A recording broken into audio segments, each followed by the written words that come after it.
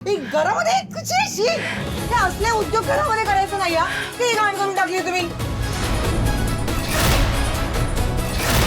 तुम्ही काय असे लहान मुलांसारखे त्यांच्याबरोबर खेळत राहिला. तुम्हाला ओरडता येत नाही का यांना. सुष्मिता, तुझ्या आईला सांग म्हणावं सण साजरा करायला लहान असणं आवश्यक नाही, आनंदी वृत्ती असावी लागते.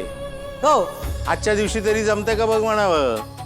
अरे मस्तपैकी रंग खेळावा, मजा करावी, आनंदी राहावं. सारखं कुरबुर कुरबुर करायची.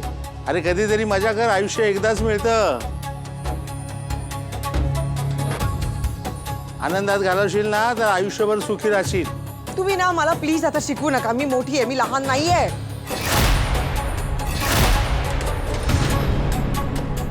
मला माहिती आहे तुम्ही काही करणार नाही आहात. सगळं मला करावं लागणार आहे. सगळं कंबरड माझं मोडणार आहे. तुम्ही मस्त पंखे लावून घरर करून झोपाल सगळे. असं अजिबात नाही आहे. आम्ही सगळे मदत करत असतो नेहमी. 10 कामं अजून वाढवून ठेवता तुम्ही. मला किती त्रास होतो तुम्हाला काही कळतं का. हे सगळं नंतर मलाच पुसावं लागणार आहे. तुम्ही कोणी येणार नाही आज पुसायला. मला माहिती आहे. आई काय ऐका आई, तुम्ही प्लीज इतके चिडचिड नका ना करू. कारण काय होतं की त्यामुळे तुमचा मूड खराब होतो, तुम्हाला स्ट्रेस येतो. ओके, आणि मग त्यामुळे बीपी पण वाढतो. So it is not good for your health. तुमच्या तब्येतीसाठी खरंच हे खूप वाईट आहे, हानिकारक आहे. आई माहिती आहे मला, या वयामध्ये मला आराम करायला पाहिजे की नको, पण मिळतोय का मला आराम. बरं ठीक आहे आपण नको ठेवूयात. ओके, नको काय नको. आज छान सेलिब्रेट करूयात ना आई. बघा हे बघा, सगळ्यांचा मूड किती छान आहे.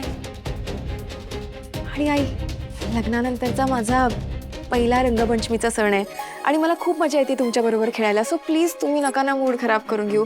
तुम्ही आज एक दिवस, फक्त एक दिवस माझा ऐका आणि प्लीज तुमचा सगळा स्ट्रेस बाजूला ठेवून आमच्याबरोबर खेळायला या ना. अरे काय एन्जॉय खाण करून ठेवली सगळी. आई एक काम करूयात, हवं तर मी आमच्या घरी जे काही हाऊस हेल्प्स आहेत त्यांना बोलवते. काही गरज नाहीये. ओके ठीक आहे. मग आम्ही करू ना. मी करेन कामं. आय प्रॉमिस, मी खरंच सगळं क्लीन करेन. आधी सारखं एकदम चकाचक करेन. ओके, माझ्यासाठी एकदा खेळायला या. ट्रस्ट मी, तुम्हाला खूप छान वाटेल. You will feel refreshed. Okay ठीक आहे. ओहो हे नको, आपण पाण्याने नको खेळायला. We have dry colours. Okay, we have I see आपण असे हे ऑर्गॅनिक कलर्स पण आणले, त्यामुळे तुम्हाला स्किनला पण काही प्रॉब्लेम होणार नाही आणि खूप मज्जा येईल आई. ओके, आपण खेळायचं. आपण सगळेजण बाहेर जाऊन खेळूयात, म्हणजे घरात सुद्धा काही कचरा होणार नाही.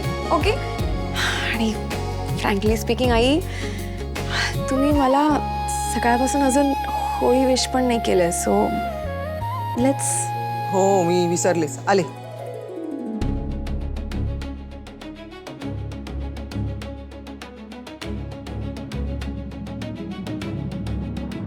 आजी, आता तू सांगितल्याप्रमाणे या सगळ्या लोकांना दिली ना मी गिफ्ट.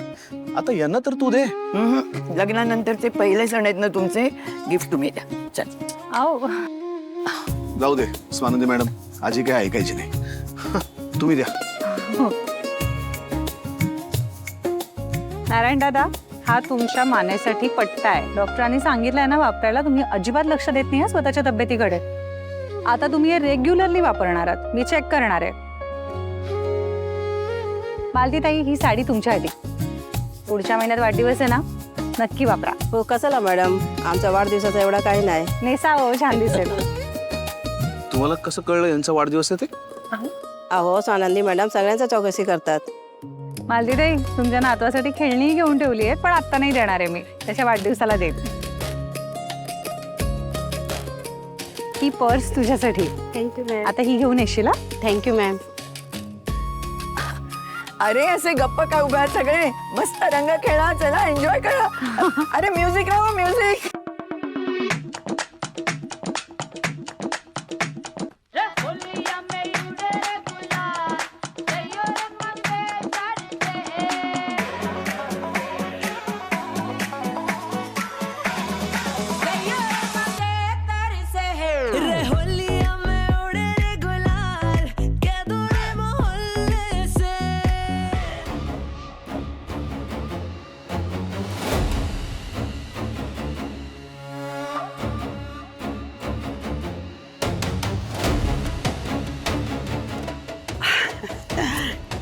काय ग ही अजून इथेच आहे? मला वाटलं होतं घर सोडून गेली असेल. कसलं काय ती स्थान म्हणून बसली आहे नुसती इडियट. तिलाच घालवायचा एक प्लॅन आहे माझ्या डोक्यात, पण फक्त तोंडाला कुलूप लावायचं. मी तर माझ्या तोंडाला कुलूप लावलंच आहे ग. तू फक्त माझी पर्स जड कर, मग बघ तू सांगशील तेच करेन मी. ते मी बघते. हं?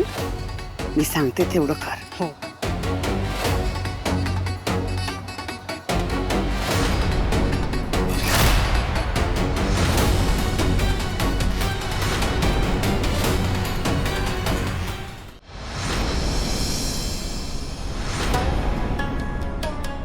होळीच्या हार्दिक शुभेच्छा.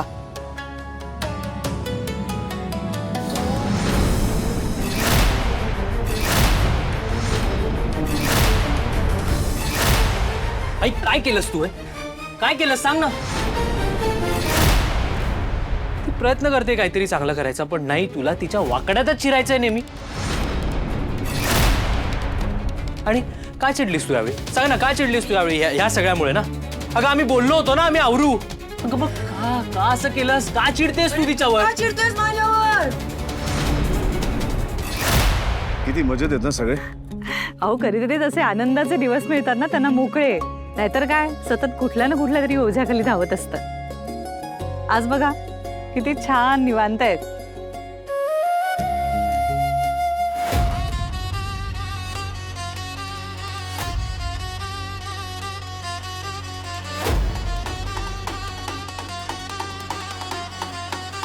तुम्हाला कसं एवढं सगळं माहिती? अहो किचन मध्ये काम करताना बोलणं होत असतं ना माझं सगळ्यांशी. नारायण दादांचं माहितीये, त्यांनी आता घर बदललंय. त्यांच्याकडे जर त्यांची 80 वर्षाची आई असते, घरी गेल्यावर सगळं करतात ते. पण किती हसतमुख असतात ना. प्रवीण तसा दिसायला देखणं आहे की नाही, पण लग्न नाही जमत आहे. आई बाबा खूप प्रयत्न करतायत. मोकळा वेळ मिळाला ना की बोलतात अहो माझ्याशी. त्यांना पण कोणीतरी त्यांचं ऐकून घ्यायला हवं असतं ना, आणि आपण थोडासा दिलासा दिला ना की मोकळे होतात. आत्ता बघा ना, कोणीतरी आपलं ऐकतंय आणि आपली काळजी घेतंय, यातच किती आनंदात येत ते. खरं तर तुमच्यामुळे त्यांच्या चेहऱ्यावर आज हा आनंद दिसतोय. ओ काहीतरी काय, मी काहीच नाही केलंय. नाही खरंच तुम्हाला माहित नाही तुम्ही काय केलं त्यांच्यासाठी. मला नेहमी असं वाटतं की माणूस त्याच्या हाताखालच्या माणसांशी कसा वागतो ना, यावरनं तो माणूस म्हणून कसा हे ठरतं. नाही म्हणजे मी सुद्धा कायम प्रयत्न करत असतो माझ्या हाताखालच्या स्टाफशी चांगलं वागण्याचा, पण बऱ्याच वेळेला कामाच्या गडबडीमुळे प्रेशरमुळे नाही जमत. अरे बापरे, थांबा थांबा जरा थांबा. असा रंगपंचमीला स्वच्छ कपड्यांवर भस्कन रंग यावा तसं भस्कन कौतुकच आलं माझ्या अंगावर. केलीत का सुरुवात परत तुम्ही अहो कसली भांडणाची? मी भांडत नव्हते, मी माझी जेन्युइन भीती बोलून दाखवत होते. अच्छा, टॉन्ट मारायची तुमची ही एक नवीन पद्धत तुम्ही सुरू केली असं माझ्या लक्षात आलंय. आता तुम्ही हसणार, मग मी चिडणार, मग माझ्या चिडण्यावरनं आपलं परत भांडण होणार. झालं, तुम्हाला हवं ते सुरू झालं. वा हुश, काय बरं वाटतंय हो मला. त्यांच्यासारखं माझंही दडपण गेलं असं वाटतंय. आता कसं तुम्ही जरा माझा अपमान केला, चिडलात, रागवलात, कौतुक बंद झालं. आता मला जरा आपल्यात सगळं नॉर्मल झाल्यासारखं वाटतंय. थँक्यू.